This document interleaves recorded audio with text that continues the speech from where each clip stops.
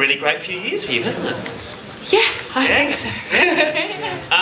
It kind of from the outside looks like it's been a fairly sort of well-formed trajectory for you. Has it been like that from the inside, or was it? It kind of does feel like that, to be honest. I've been very lucky just universe-wise, and secondly have been very lucky about the people I've gotten to work with, because they all have their heads screwed on and are in it for the right reason, and look after me and genuinely love my music and want to see me do well, and are smart about how to get me to do well.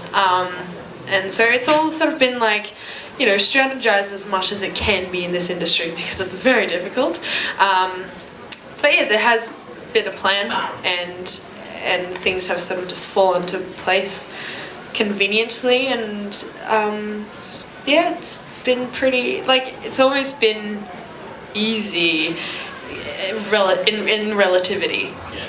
Okay, the message that you're carrying this morning, tell us about that. This evening. You know, it's, yeah, exactly. Okay, so this message for me means a lot of things, but most pertinently to this event, I suppose. It's about the lockouts in Sydney, and the way that the government is currently treating the arts in this city. I don't think they're giving it the priority that it needs to have. I think that the reason why humans do art is in order to sustain our will to survive. I think without art and beauty, that there's not really much point for us. We search for meaning in everything, and if you are actively trying to strangle it, well, not necessarily, I guess not actively, I suppose, like ostensibly it seems active to me. It's just not going to do any good for humanity. Art's what fosters compassion and empathy, and that, you know, ensures a harmonious society. And I think if you're going to prioritize like the casinos and the residential development and all of that bullshit, like, over the art scene that we have, or whatever, I mean, surely at least you can strike a balance as well, or something. And I'm sure it's much more complex than this, but I just think at the crux of this statement that it is very important for us to recognize that the people that we live with and are governing that we're governing, the government is governing people. At the end of the day, like, they have to look after us in order for the world to go around, the world that they live in as well. And, you know, it's just generally nicer to be in the pursuit of good relationships and happiness and peace with people than just like empty power and wealth and all that. In other words, you're saying keep Sydney live. Yeah. Any questions for Jess before we have to let her go? She's got a busy night, ladies and gentlemen. Questions for Jess? Going once, twice. Oh, one down the front. Yep. Hi, Jess. You named your moniker after Montaigne, the philosopher. Yep. And I was wondering if you've got any sort of advice for the masses or for you tonight.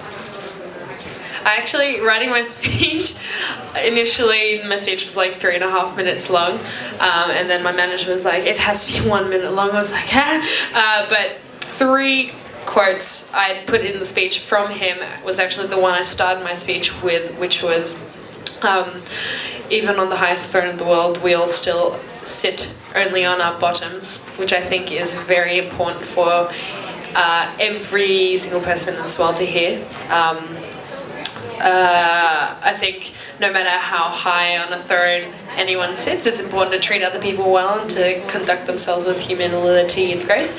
And then the second one, what was the second one? It was, I do not care so much what others may think of me, but I care what I think of myself. And I recently had like a brush with like a near depressive episode for the first time ever, which was weird for me, and it was especially because I was just having like an intense period of like body dysmorphia, and like after a few days my sister sort of said a beautiful thing to me, and that was, you know, like, your body does not define who you are. Like, you have talent. Your fans love you for who you are, not for what you look like. They love your talent. They love the art that you provide them, which is also solace for them. And at the end of the day, like, the only person whose opinion matters of you is yourself. And I think that's very important for everyone to know, because like we're all looking at each other being like, me compared to everyone else is so ugly or fat or like just less attractive. But I'm like, whenever I see other people, I'm like, wow, humanity's so beautiful. Like, everyone else is so beautiful. I'm like, why don't I think that of myself? Or probably we're just walking around like, you know, competing with each other, but we're like, deep down inside, we don't want to compete with each other. We just want to live and be happy. And so now I'm kind of like, I really like that quote, because it's kind of like, just look after yourself and love yourself, and all will be well. And it's easier said than done, but you know, steps, everything. But great words of wisdom. Ladies and gentlemen, Montaigne!